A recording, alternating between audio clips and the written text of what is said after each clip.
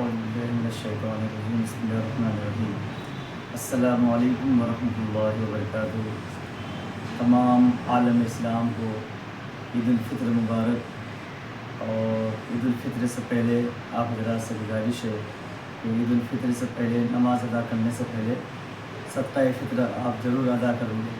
اور آپ کا ادارہ جو سب سے محبوب ادارہ ہے، آپ کا پرانا ادارہ دارالعلوم دیوان شاہ، جہاں سے کئی علماء حفاظ فارغ ہوئے اور دین کا کام کر رہے ہیں، ہندوستان کے علاوہ بیرونی ممالک میں بھی الحمدللہ دین کا کام انجام دے رہے ہیں۔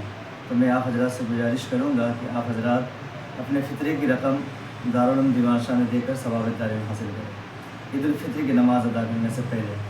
تو آئیے، عید الفطر کی نماز آپ کی مومن مسجد میں درگاہ روڈ میں پہلی جماعت ہے 7 بجے، دوسری جماعت ہے 7:45 پر۔ تو آپ حضرات وقت کا خیال رکھیں اور وقت پر آئے اور عید الفطر کی نماز ادا کریں۔ تو آئیے میں آپ کو طریقہ بتا دوں آسان لفظوں میں، سلیس لفظوں میں۔ سب سے پہلے آپ کو نیت کرنی ہے، جو بھی نماز آپ کو پڑھنی ہے تو پہلے نیت کرنی ہے۔ تو آپ عید الفطر کی نماز پڑھ رہے ہیں تو آپ کو عید الفطر کی نیت کرنی ہے۔ تو اردو میں اس کی نیت ہے، نیت کی میں نے 2 رکعت نماز عید الفطر کی زائد 6 تکبیروں کے ساتھ واسطے اللہ تعالیٰ کے، پیچھے اس امام کے منہ میرا کعبہ شریف کی طرف اللہ اکبر، ہاتھوں کو کانوں تک لے کے جائے، اور جس طرح آپ ناک کے نیچے ہاتھ باندھتے ہیں نماز میں، اسی طرح اس میں نماز میں بھی آپ کو ہاتھ باندھ لینا ہے۔ اس کے بعد آپ کو ثنا پڑھنی، جس طرح آپ نماز میں پڑھتے ہیں۔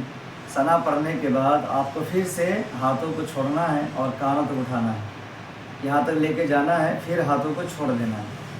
پھر دوسری بار آپ کو تکبیر پڑھتے ہوئے اللہ اکبر کہیں گے امام صاحب، تو آپ کو بھی ہاتھوں کو کانوں تک لے کے جانا ہے، دوسری بار بھی آپ کو چھوڑ دینا ہے۔ تیسری بار ہاتھوں کو لے کے جانا ہے کانوں تک، اس کے بعد آپ کو ہاتھ چھوڑنا نہیں ہے، بلکہ آپ کو نیت جس طرح باندھتے ہیں ناف کے نیچے ہاتھ باندھ لینا ہے۔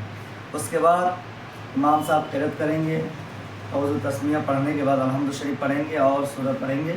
اس کے بعد جس طرح نماز آپ ادا کرتے ہیں رکوع سجود، اس طرح رکوع سجود کریں گے، یعنی رکوع میں جائیں گے، پھر سجدہ کریں گے، پھر سجدہ سے اٹھنے کے بعد امام صاحب قرأت کریں گے، یعنی الحمد شریف پڑھیں گے، سورہ ملائیں گے۔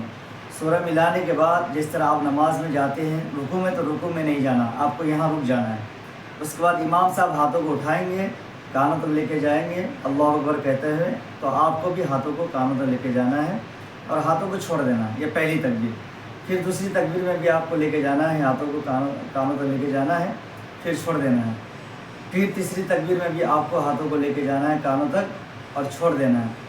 چوتھی تکبیر جب کہیں گے تو آپ کو ہاتھ نہیں اٹھانا ہے، بلکہ آپ کو رکوع میں چلے جانا ہے، جس طرح آپ نماز میں جاتے ہیں۔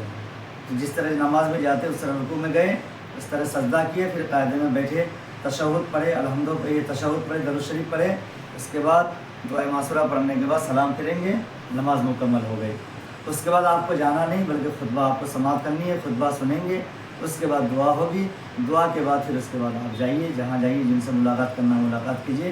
تو آپ حضرات سے گزارش ہے کہ آپ اپنا وقت کا خیال رکھیں اور یہ طریقہ جو میں نے آپ کو بتایا اس کو دھیان دیتے ہوئے اس پر عمل کریں۔ پریکٹیکل طور پہ ہو سکے تو آپ سن لیں، سمجھ لیں، اور نہیں جو سمجھ میں آئے تو آپ پھر آ کے عید کے دن انشاءاللہ ہم سے سمجھ سکتے ہیں۔ السلام علیکم ورحمۃ اللہ وبرکاتہ۔ جزاک اللہ۔